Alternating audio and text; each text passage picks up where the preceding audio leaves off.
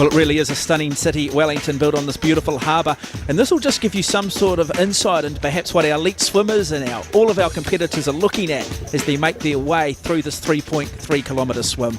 Mind you, I don't think they'll be stopping for some of the sea life. Well, if it looked good under the water, it looks beautiful above the water as well. The panoramic shots of around the hills of Wellington looking over Lambton Harbour. And what a beautiful day today in Wellington. The beaches are packed, the Wellingtonians enjoying their day out in the sun. Well, Scotty, I think you said it all, but you can't beat Wellington on a good day, can you? Well, 31 minutes and 48 seconds ticking by. Our elite athletes are not too far away from the finish line as we have a look at the man in the sleeveless wetsuit once again, Philip Ryan. He's got some work to do if he's to try and close the gap on Kane Radford, who is comfortably clear at the moment. I know Philip Ryan won't be happy with where he's sitting at the moment. And if you get out of touch with those top, at the top of the field, it's often very hard to pull it back, and especially with a man in the calibre of Kane Radford. And we're now looking at him again. Beautiful, high, relaxed recovery of Radford. He knows open water swimming. He knows swimming in choppy water. He's done it for many, many years now. And he knows that once he's got a lead on the rest of the field, he is hard to catch. Well, he's had a remarkable international career at times, Kane Radford. He's won the Tiburon Mile in San Francisco, one of the biggest ocean races in the world. He's won that on a couple of occasions, and he's looking very much in control. Nice swim stroke for Kane Radford. Well, he has had a very busy start to 2013, and he had a great result 2 weeks ago at the New Zealand Open Water Champs in Taupo. All right, Kane, well, let's talk about the Open Water Championships in Taupo. Philip Ryan really gave you some tough races in the 5 and 10K there. Yeah, he really did. He pushed me the whole way in both races. And it's great to have someone out there as well pushing you along. It keeps you on your toes throughout the whole race, and it's great. We'll be both going away to Worlds together, and hopefully we can work together and push with the best in the world out there. Well, that's the thing, isn't it? Both of you qualified. It's good for New Zealand, isn't it? Yeah, it can only mean good things for the sport. We both getting out there. Hopefully we can get there, have a really good result, and then show New Zealand that, look, this is a sport you can swim and be competitive in. Well, you don't have Pete Sampras without Andre Agassi. Every event, every competitor needs competition. As we go back to the front of the women's race, Charlotte Webby in the yellow race leader's cap, and the stroke rate just beginning to increase. The good question is, where is Cara Baker? Well, she has been working really hard. A bit of a disappointing result at the New Zealand Open Water Champs for Charlotte, and a bit of issues with her nutrition, I believe. But she's back in good form today.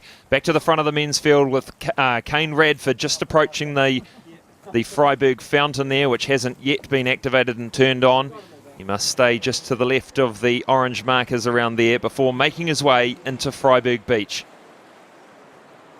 Well, Kane Radford, he's been here on a number of occasions. He knows now that finish line is not too far away. We'll start to see the stroke increase, the kick come into play, lifts the head. This is a very good crowd waiting for him at the finish line.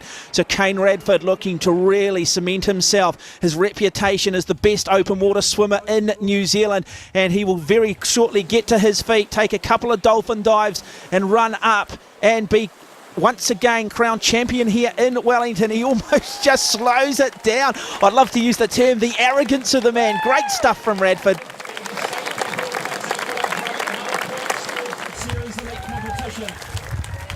Another fantastic win in the State New Zealand Ocean Swim Series for Kane. He's won this event numerous times, and he wins it again.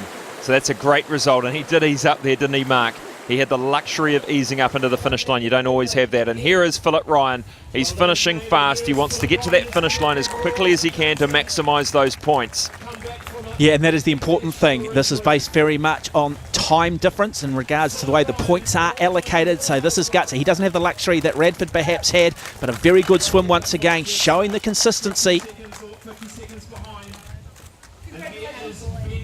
Yeah, I'm sure Philip Ryan will be a little disappointed with that, especially after those results 2 weeks ago. And here is third place. This is Ben Campbell-McDonald, a Wellingtonian. He's been in this event for many, many years. And nice to see him back doing the slightly shorter distance of 3.3 Ks today. And Charlotte Webby, in somewhat of an upset, looks like she will take victory over the National Open Water Swimming champion, Cara Baker. The girl from Taranaki continues to dominate the series. Well done to her. Great swim redemption here in Wellington. And really has put the work in, hasn't she? Absolutely shattered But that is a very important win, Mark, for the series competition. She's now won 2 of the 3 events that have taken place, so that fully puts her in first place for the series. Well, our first age group competitor in the pink cap there about to come up and make his way across the finish line, and just behind him in second place, and I think she'll be somewhat disappointed perhaps. This was the number 1 seed, very much the favourite, Cara Baker. So I'm sure she'll be a little disappointed with that, Cara. She did say she was still recovering off those wins a couple of weeks ago. But good all the same to get the points in those series. As we take a look at the winners of the Women's Elite Race today, Charlotte Webby a full minute in front of Cara Baker, and back to the youngster from Wellington, Courtney Carson, and rounding out Bridget Mayer in 4th. And confirming the men's result, it was Kane Radford 38.09. Just under a minute back, Philip Ryan, Ben Campbell-McDonald rounding out our top 3. I decided this time, I've been kind of holding back a little bit this year in the start since kind of reversed how I've been racing tactically. So I thought, why not this time go from the start and just see how it went. And it turned out great. I was out there in front and it was my own race. Now, overhead conditions are perfect. It's pretty calm too. There's not much wind, but it was surprisingly a little choppy out there. Especially out the back, it was quite choppy going around the lighthouse. It definitely added something into the mix. So it's caught me by surprise at first, but then you got to adapt to the conditions that are out there. Well, the Australians weren't here today, Kane, and there's 3 races to go in the series. How does this set the series up for you, this win today? It's definitely going to make it for an interesting series come down the back end of the series. Pick up one more win and then it all comes down to the King of the Bay. So it's definitely going to make it an interesting series. Well, Charlotte, congratulations on your win today. You must be wrapped, eh? Yeah, no, I am. I was lacking confidence before going out there because my last 2 open water swims haven't been the greatest. So I was hoping to go out for a good race and I'm really happy about it. You don't often beat Cara, do you? No, I was in front of her last time and I somehow mucked it up even when I knew the rules, but you have to go out hard against Cara, otherwise you've got no chance. It looked pretty flat when we left, but it actually got a bit of a chop, so that was good. I actually thought Cara might be on my feet, but I was a bit nervous to look, but I'm just happy with the win. Helps you with the series overall too, having your second win out of 3 races. Yeah, no, for sure. And now I can just go away and try and take the 100 points off everyone else. So looking at the Lumino series leaderboard for the ladies, Charlotte Webby clear leader in 2.99. Obviously done the 3 races with Cara Baker in second. On the men's side, it is Philip Ryan who has a comfortable lead over Kane Radford, but Radford said he just needs one more victory and it will come down to the King of the Bays. The combined prize pool for both the men and the women, more than $40,000. Great smiles, lots of fun from the more than 800 competitors finishing. Slightly rougher water than when they started, but that hasn't deterred them. Well, often the difference between a good day and a bad day in one of these ocean swim series is very much how you prepare yourself prior to the race. Who better to get some advice from than Cara Baker? Best time to wake up is 2 hours before your race. Basically then you can get food straight into your system, and then by the time you come to your race you won't feel like you've got a full stomach. Also drinking as soon as you wake up is very important, even the night before the race.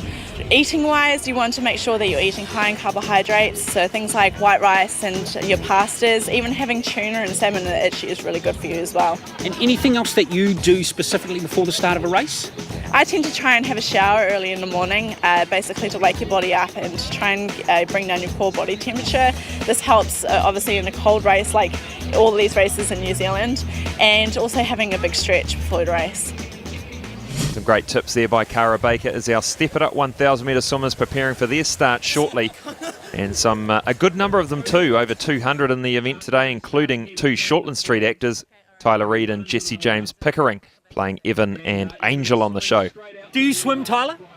Oh, I have a splash around at the beach and stuff, but this is definitely something new. So have you fellas been in wetsuits before? No, we're hoping it's going to keep us afloat. Well, it probably will. That's a very interesting comment you make. And you share that as well, Jesse? Yeah, I'm just going to kick it with the jellyfish, eh?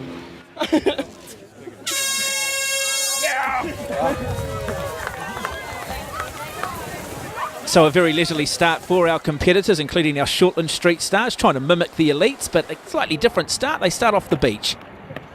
And this is Tyler Reid making his way out to the first of the markers.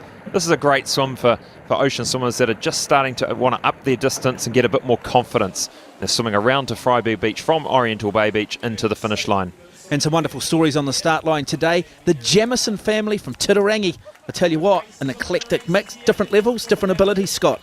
Absolutely. Dad Ross and Mum Jo, along with Jess, their daughter, swimming the Step It Up 1000 today. Jake, the son, already completed the 3.3 kilometre distance, and Annabelle, the youngest, taking part in the State Ocean Kids. Well, what a great way to bring your family together. What a great bond. More importantly, what a wonderful experience for the Jamison family. Hey, Pete, I saw her. I saw her. So I just spent the whole time being feared that these guys were going to come and pass me, but I came around the top buoy and Jessie was right beside me, so I had to dig deep. It's pretty choppy. It was quite pushed you around a bit, knocked you around, but it was fun, yeah. What was it like swimming in a wetsuit? Yeah, hard. It's quite constricting and you need to do a lot more practice than I think I've done. How are you looking forward to the race? I'm really freaked out. Well, you say you're freaked out, but you've got a big smile on your face. You're really looking forward to getting in there? Yeah. Fantastic. And just a question, why is your whole family doing this, Annabelle? Because they like it. And they love swimming. What a great attitude at a young age. And this is Jesse James Pickering just making his way to the finish, and what an upset. He's taken out Tyler Reid after Tyler was giving it everything beforehand. And here is Tyler just slowly making his way onto Freiburg Beach. The two Shortland Street actors. Been here for about half an hour, just waiting on our world's most finest, who chose to arrive from Gilligan's Island. Brother! Who won? Who won? Yes, I did. Go, bro! Run! Finish line! Tyler, who's going to be shouting who tonight, mate? Yeah, no, I'm a beer. This guy's gonna be shouting. No, well done, man. I wasn't expecting that you guessed it towards the end, dude. I was like, oh, I'm happy to stick in my leisurely time, swallowing the seawater.